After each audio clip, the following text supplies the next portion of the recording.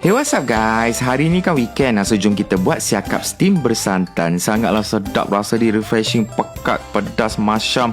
Boleh makan satu family. Okay, korang ambil siakap, letakkan 2 batang serai kat dalam, hirisan halia and daun limau purut sikit. Lepas tu korang kelas sikit ikan tu and kita akan steam. Untuk saiz siakap yang Kek pakai ni boleh steam dalam 15 minit lah. So ikan akan keluar cantik fresh macam ni. Air steam ikan dalam pinggan tu jangan buang tau. Yang tu korang letak kat tepi dulu, kita nak pakai lepas ni. So ambil lengkuas sebesar ibu jari, halia sebesar ibu jari, akar ketumbar sikit, and then 3 batang serai, 2 ulas bawang putih, 4 cili padi, and 2-3 helai daun limau purut. Lepas tu korang masukkan 1 kotak kecil santan dengan 1 kotak kecil air. Lepas tu kita masak lebih kurang 5 minit. Kita nak bagi santan tu pekat sikit and dia punya aromatik tu serap masuk dalam kuah lah. And then baru kita masukkan 1 sudu makan sos ikan and tambahkan seasoning, garam, gula, sebut perasa cukupnya.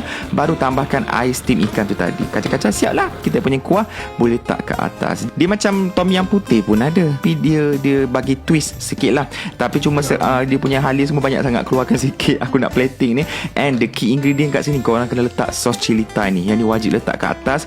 Dia akan bagi rasa manis, pedas and balance lah semua rasa dia. And the best part, korang kena perah limau nipis. Lagi masyam, lagi sedap. Peras biji 2 biji pun dah okey. Boleh hirup kuah dia. Seriously, sedap sangat-sangat resipi. Tolonglah buat. Aku nak tak makan nasi putih pun endap. Aku hirup macam tu je. Rata ikan steam ni pun dah cukup sedap. Okay, boleh tenang dengan family. Selamat mencuba. Sedapnya. Ada masam, ada manis sos cili Thai, ada pedas, wangi serai, daun limau purut. Aku rasa puas hati lah. Sangat puas hati. Okay, selamat berbuka.